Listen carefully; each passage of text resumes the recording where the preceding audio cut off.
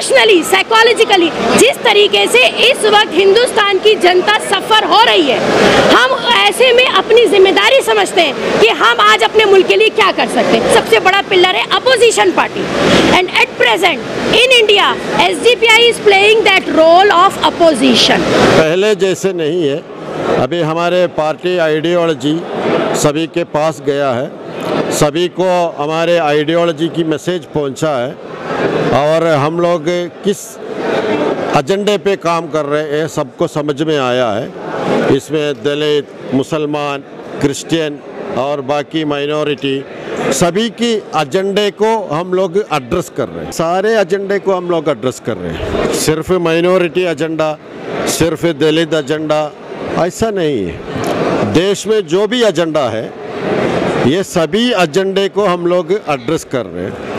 और कर्नाटका इलेक्शन के टाइम में हम लोग यहाँ पे एक मैनिफेस्टो डिक्लेयर करेंगे, इसमें कर्नाटका के सभी एजेंडे को हम लोग एड्रेस करेंगे।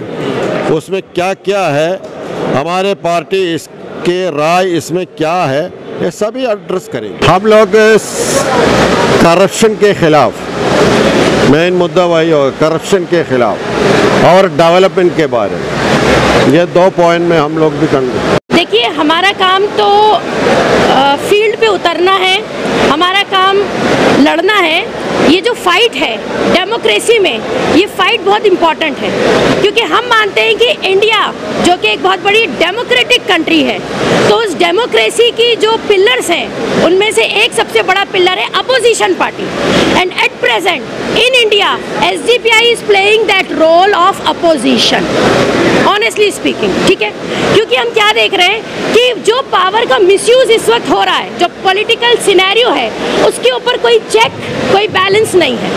वो काम इस वक्त एसडीपीआई कर रही है। हमें इस बात से कोई सरोकार नहीं है कि हमारा रिजल्ट क्या होगा, हमें इस बात से ज़्यादा सरोकार है कि हम कितने पैट्रियोटिक हैं, हमें इस मुल्क का कितना कंसर्न है। उस फिक्र के तहत हम अपने कैंडिडेट्स उतार रहे हैं, क्योंकि हम इस मासूम जनता को जो जुल्म अभी इस वक्त सह रही है, हर तरह का जुल्म सह रही है, चाहे वो पॉलिटिकल सियासत में भी जुल्म हो रहा है, सोशली तो हम देख ही रहे हैं कि किस तरह से मुआशरे में लोग जो है वो पीड़ित किए जा रहे हैं, प्रताड़ित किए जा रहे हैं, प्लस इसके अलावा इकोनॉमिकली भी, इमोशनली, साइकोलॉजिकली जिस तरीके से इस वक्त हिंदुस्तान की जनता सफ़र हो रही है, हम ऐसे में अपनी जिम्मेदारी समझते हैं कि हम आज अपने मुल्क के लिए क्या कर सकते हैं। So we are the actual patriotic, we SDPI is not for career, we are here for the cause. ये आज का लीडरशिप समिट जो था वो इस बात का सबूत है कि हम आज यहाँ मिल के अपने लीडर्स को ना सिर्फ मोटिवेट कर रहे हैं, बल्कि हम इस बात की फिक्र कर रहे हैं और ये सोच रखते हैं कि आने वाले दिनों में हिंदुस्तान में पॉलिटिक्स जो है वो आम जनता को किधर लेके जाएगी। क्योंकि सियासत जो होती है वो डेमोक्रेसी में एक रीढ़ की हड्डी की तरह होती है। अच्छी सियासत लोगों को प्रोग्रेस देती है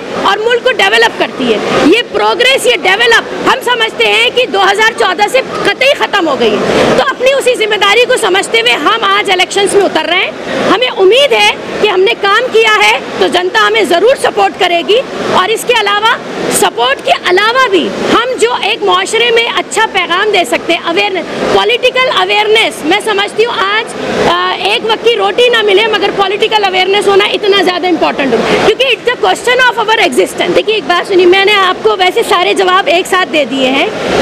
जाहिर सी बात है कि जेडीएस हो या कांग्रेस हो या कोई भी और रीजनल पार्टी हो, वो प्योरली पॉलिटिक्स कर रहे हैं, मगर मैंने अभी आपको क्या कहा, हमारी पॉलिटिक्स एक कॉज के लिए है। वो क्या कॉज है?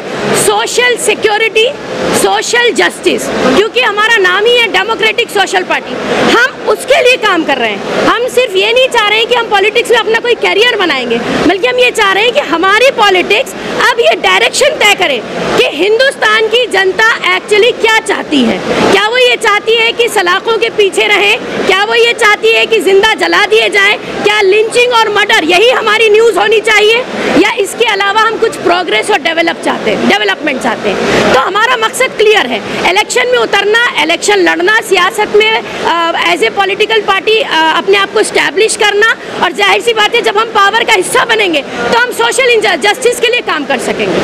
फाशिज्म को रोकना और उसके साथ साथ सामाजिक इंसाफ के लिए काम करने वाला एक पॉलिटिक्स को कायम करना, ये एजेंडा रख के अभी हम लोग इलेक्शन कैंपेन स्टार्ट किया है। अभी सेकंड लिस्ट डिक्लेयर कर रहे और बाकी जगह के बारे में भी डिस्कशन चल रहा है, बाद में वो भी डिक्लेयर होगा।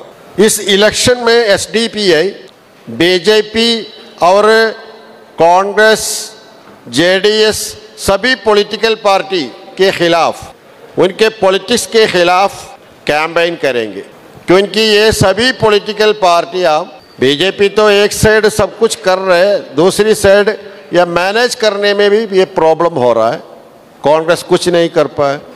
इसलिए अच्छी तरह कैंपेन करके, ये सभी पॉलिटिकल पार्टी के खिलाफ कैंपेन करके हमारे इलेक्शन कैंपेन भी हम लोग स्टार्ट किया है। आज ये कैंडिडेट लिस्ट अभी हम लोग सेकंड लिस्ट यहाँ पे अनाउंस करेंगे। मडिकेरी की कैंडिडेट अमीन मोहसिन, रायचूर सैयद इशाक हुसैन, तेरदल यमुनप्पा गुंडदाल, मूडिगिरी अंगड़ी चंद्रू, बिजापुर अत्ताउल्ला दाक्षी, मैंगलोर उल्लाल रियाज परंगीपेट, गुलबर्गा नॉर्थ रहीम पटेल, पुत्तूर शफी बेल्लारे, हुबली ईस्ट डॉक्टर विजय एम गुंड्राल। 9 असेंबली सीट की कैंडिडेट को डिक्लेयर किया है और बाकी बाद में हम लोग डिक्लेयर करेंगे।